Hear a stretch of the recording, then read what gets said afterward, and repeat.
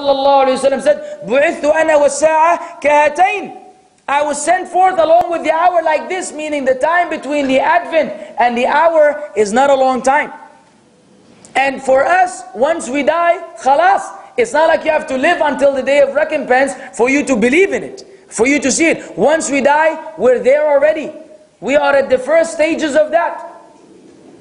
So he warned his people. But what is the bottom line? وَمَن يُضْلِلِ اللَّهُ فَمَا لَهُ مِنْ هَادٍ. But whosoever Allah misleads, no one can guide. So we should rely on Allah for guidance. If you want Allah to guide you, then when you stand in the Salah and Fatiha, say, اهدنا الصراط المستقيم.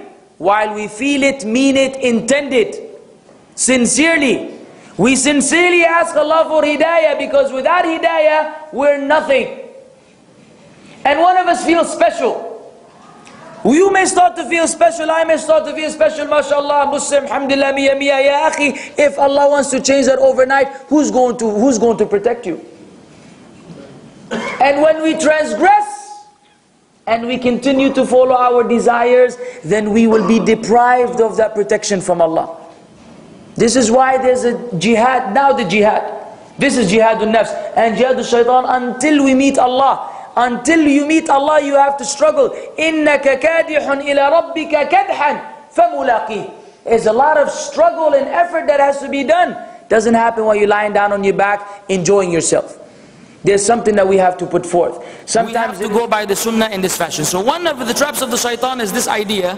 We have to be careful. The other one is when he comes to individuals in the same light, favoring or exaggerating one matter over others. He says to one of us, your salah, perfect. You should see yourself in salah.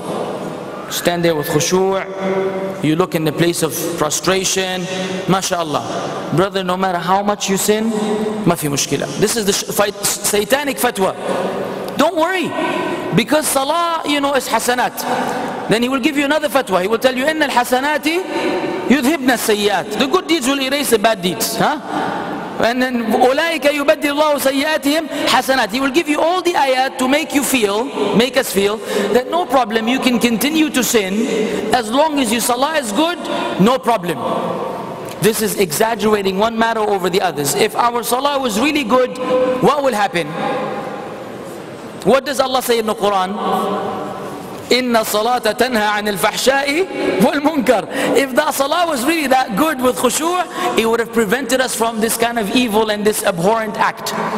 If it is not doing so, meaning the salah was never good to begin with. But the shaitan will use this as a trap.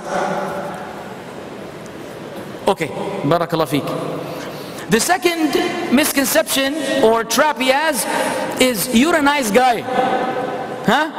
You meet many Muslims, they don't pray, they may fast 2 days of the whole month of Ramadan, and they may have all kinds of masa'ib, calamities, and you say, akhi, this is very dangerous, brother, this is the way that leads to Jahannam.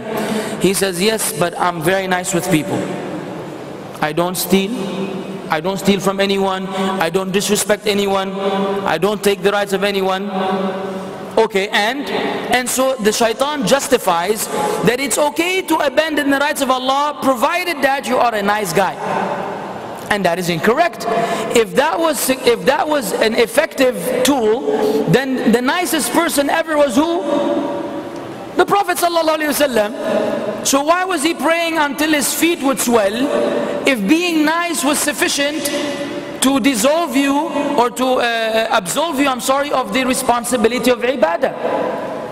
So that is one of the tricks of the shaitan. The third one, before the 3 minutes and before the adhan, don't worry, we'll continue inshallah after the salah, bi'idhnillah, is the good intention.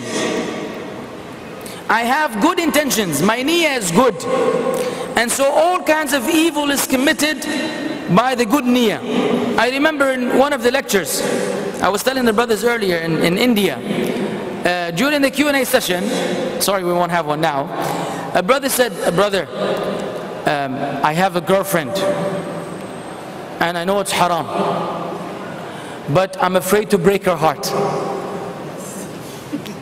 So, see the beautiful niyyah. Oh, brother, what a sweetheart. You're so concerned about the young lady. He doesn't want to break her heart. So he remains with her in haram. Huh? Both of them on a one-way ticket to Jahannam. Ma fi mushkila, but let's not break each other's hearts. Good niyyah, wrong deed. Don't fall for that one. Okay? Many times a good niyyah does not do the job. We must make sure that the deed itself is pleasing to Allah, then the niyyah will be of much value. But evil deed with good niyyah is not going to do it. And so with that, inshallah, we will stop for the adhan. And bi'idhnillahi azza wa jalla, if Allah grants us this.